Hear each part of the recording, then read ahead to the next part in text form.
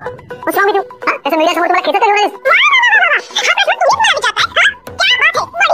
Okay okay calm down काय झालंय त्याचं सगळ्यांसमोर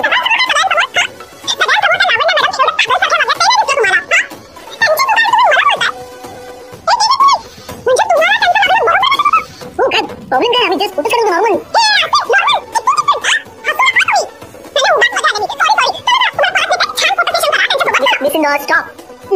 आजच्या एपिसोड मध्ये इथे आता राकेश भयंकर चिडलेला असतो, कारण त्याच्या हातातून पुन्हा एकदा ईश्वरी निसटून गेलेली असते.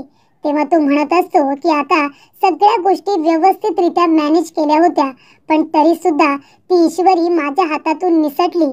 ती मुलगी काय करू शकते याचा अंदाज का मला आला नाही. आणि तो आता स्टोरूम मध्ये असल्यामुळे आजूबाजूच्या वस्तू उचलत असतो आणि रागाने इकडे तिकडे फेकून देत असतो. जेव्हा इथे राकेश आरशामध्ये बघतो तेव्हा तो म्हणत असतो की ती ईश्वरी इतके प्रयत्न करून सुद्धा हातातून निसटून गेली. किती दिवस झाले मी तिला माझी करण्याचा प्रयत्न करतोय, पण अजूनपर्यंत त्या नाजूकच्या मुलीवरती मला हक्क सांगता येत नाही. अजून सुद्धा मी तिला आपलं केलेलं नाहीये. म्हणजे याचा अर्थ मीच कुठेतरी कमी पडतोय, मीच चुकलो. आज पहिल्यांदा मला त्या मुलीचा राग येत नाहीये, तर मला स्वतःचा राग येतोय की मी काहीच करू शकत नाही. माझी इंदुरी जिलेबी जिच्यासाठी मी हे सगळं करतोय ती अजूनही माझी झालेली नाहीये. आणि तेव्हा तो इथे आरशाची काच फोडून टाकतो आणि तो स्वतःला दोष देत असतो. तो म्हणत असतो माझी इंदुरी जिलेबी तू जोपर्यंत माझी होत नाही ना तोपर्यंत मी स्वस्त बसणार नाहीये. खरं तर माझं चुकलंय, मूर्ख आहे मी एक नंबरचा.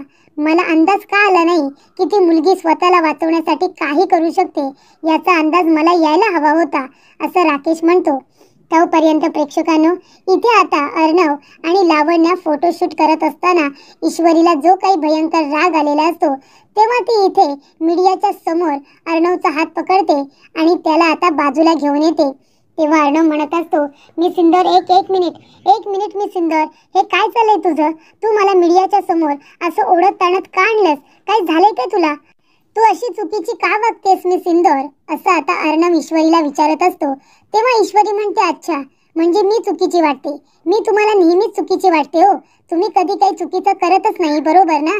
मी इथे जर चुकीची वागते तर मग लावण्या मॅडम बाहेर काय करत होत्या? सांगा ना, तुम्ही काय करत होता बाहेर? तेव्हा अर्णव म्हणतो काय करत होतो? सांग ना, मी काय चुकीचं केलंय? तेव्हा ईश्वरी म्हणते तुम्ही आणि लावण्या मॅडम कसं फोटोशूट करत होता? बाहेर त्या लावण्या मॅडम इतक्या पागलवाणी वागत होत्या ते तुम्हाला दिसत नाही, पण मी वेड्यासारखी वागते असं वाटते का तुम्हाला? अच्छा, म्हणजे तुम्हाला त्या लावण्या मॅडम बाहेर जे काही वागत होत्या ते तुम्हाला आवडत होतं